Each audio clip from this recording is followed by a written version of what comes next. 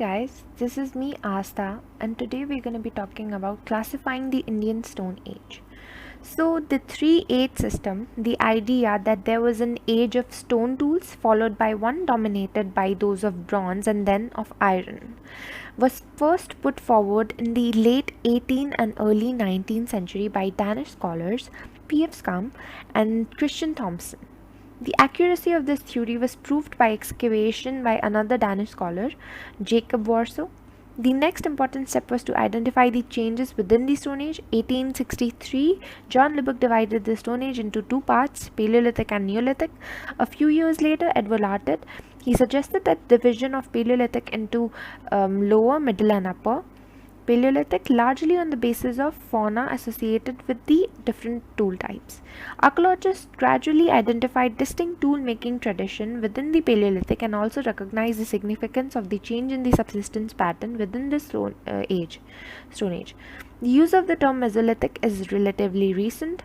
So here's what I have shown you guys, that there was these 3 ages, that was stone, bronze and iron age, which was supported by P.F. Skam and Christian Thompson, which was later proved through excavation by Jacob Warsaw, and then the person who divided the Stone Age into Paleolithic and Neolithic, the idea was given by John Lubbock, and then it was later divided into Paleolithic was divided into lower, middle and upper Paleolithic by Edward Larted, which was on the basis of fauna associated with different tool types. So here I have given you guys the time period. So Indian stone, it was divided on the basis of geological ages, type, technology of stone tools and subsistence basis. So let's come to the time period. So Lower Paleolithic was from 2 million years ago to 100,000 years ago.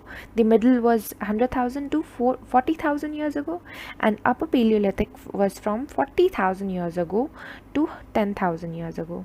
However, there is a great deal of variation in the dates of different sites. The Paleolithic culture belonged to Paleolithic Pleistocene geological era, while the Mesolithic and Neolithic culture belongs to the Holocene. Here I have shown you guys in this table.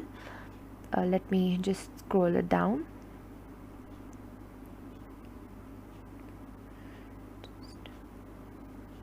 Okay, so here this is the table that I have shown you. So this Paleolithic was Pleistocene era, this was during Pleistocene era, and after Mesolithic there's the Holocene era started, okay, from here. And this table is just to explain you guys, just to simplify it, that how this is the terminology, and this is the era, that geological era, age, you can say, and this is the type of tool that they used, and this is the subsistence pattern, or the subsistence base, you can say. So in Lower Paleolithic, it was the Pleistocene era. Here is just written Lower Pleistocene, it's taken from the book, that's why.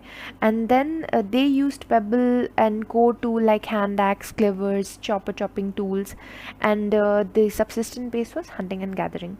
So you don't have to remember much from it, because here you can see that there are they coincide. Like for example, hunting and gathering, they used all the in Pleistocene, in the lower, middle and upper, the subsistence base was the same, okay. And then it expanded the subsistence base, like from they started domesticating animals, and then fishing was also seen to be there, and then food production was based on the animal and plant domestication.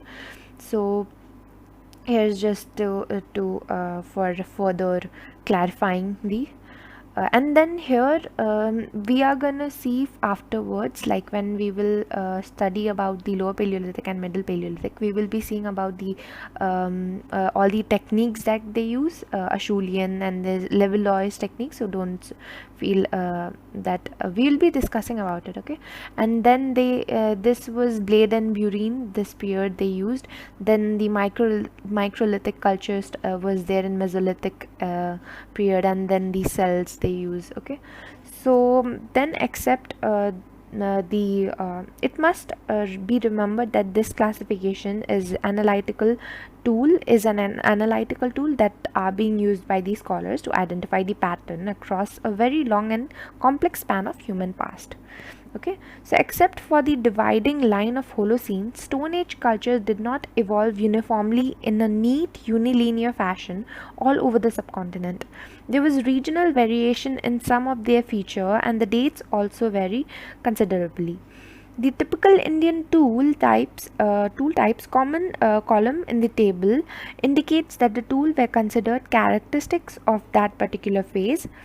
However, it does not mean that there is a complete uniformity in tools found at different sites, or that the tool types typical of one phase was absent in another. For example, silt is associated with Neolithic but are known to occur as late as historical period in certain part of the eastern India. Okay, similarly with regard to the subsistent base, it should be noted that the hunting and gathering did not come to an end with the beginning of animal and plant domestication. Many agricultural communities continue to hunt and forage for food, like today also. In fact, the subsistent activity continues to be prevalent in some certain niche of the subcontinent even today. So what it's trying to say is that the if the certain kind of tool was present in a particular era, it does not mean that it disappeared in the next one.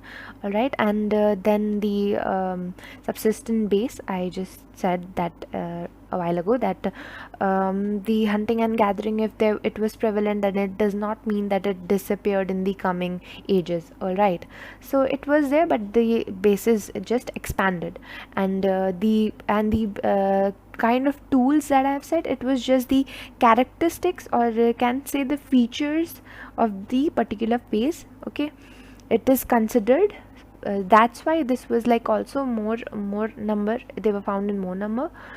So that this is the most striking, can say, but this does not mean that these kinds of tool disappeared in the coming period. Okay, so that's what it meant. And then at last, it is easier to identify and describe stone tools than to know whether or to what extent a community was producing its food through plant or animal domestication. Sometimes there is insufficient data to reach a conclusion. Finally, there is the issue of overlap. Although there are some pure Neolithic sites in India, early agricultural sites frequently show an intermixing of Neolithic with copper and copper alloy objects. So that's it for today.